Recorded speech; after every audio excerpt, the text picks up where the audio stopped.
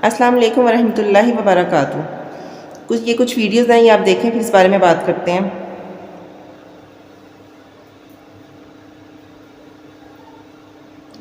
آج ہم قرآن مجید کی ایک ایسی آیت پر بات کریں گے جو ہر غمزدہ، پریشان، بیمار، مقروض اور آزمائش میں مبتلا انسان کے لیے امید کا پیغام ہے۔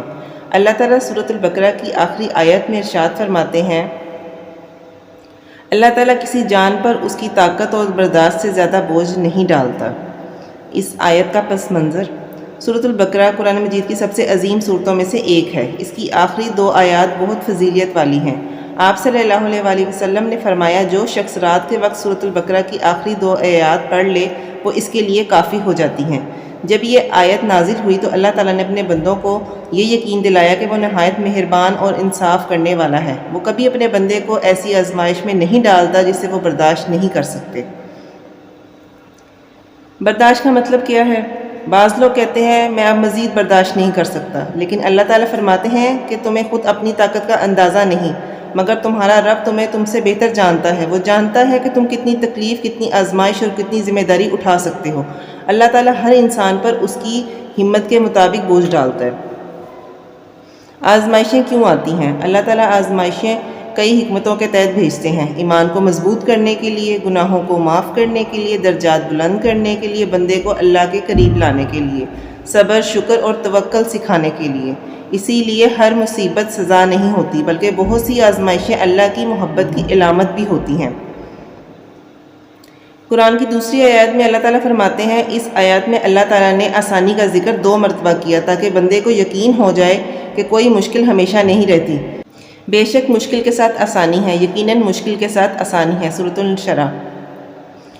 احادیث کی روشنی میں آپ صلی اللہ علیہ وآلہ وسلم نے فرمایا، جس کے ساتھ اللہ بھلائی کا ارادہ کرتا ہے اسے آزمائش میں مبتلا کر دیتا ہے۔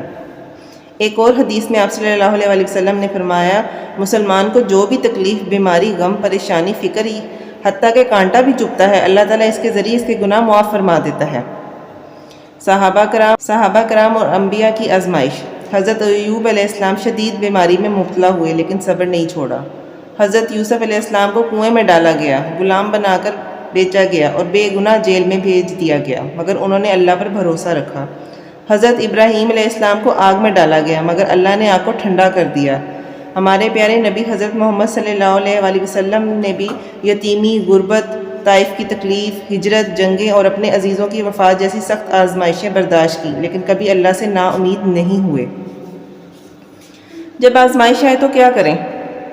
سب سے پہلے اللہ سے دعا کریں، نماز کی پابندی کریں، قرآن کی تلاوت کریں، صبر اختیار کریں، اللہ پر بھروسہ رکھیں، مایوسی سے بچیں کیونکہ مایوسی شیطان کا ہتھیار ہے۔ اگر آپ مالی مشکلات میں ہیں، اگر آپ بیمار ہیں، اگر آپ کسی اپنے کے بچھڑنے کا غم سہ رہے ہیں، اگر آپ ذہنی دباؤ یا پریشانی کا شکار ہیں، تو یاد رکھیں اللہ تعالیٰ آپ کی حالت سے پوری طرح واقف ہے۔ وہ آپ کی ہر آہ سنتا ہے، ہر آنسو دیکھتا ہے، اور وہی آپ کے لیے بہترین فیصلہ کرنے والا ہے۔ آج کی تکلیف ہمیشہ نہیں رہے گی، اللہ کی رحمت ضرور آئے گی، بس صبر، دعا اور اللہ پر یقین قائم رکھیں۔ اے اللہ، ہمیں ہر آزمائش میں صبر عطا فرما، ہمارے دلوں کو مضبوط کر، ہمیں اپنی رحمت سے کبھی محروم نہ کری، ہماری مشکلات آسان فرما، ہمارے گناہ معاف فرما اور ہمیں دنیا اور آخرت کی کامیابی عطا فرما۔ آمین یا رب العالمین۔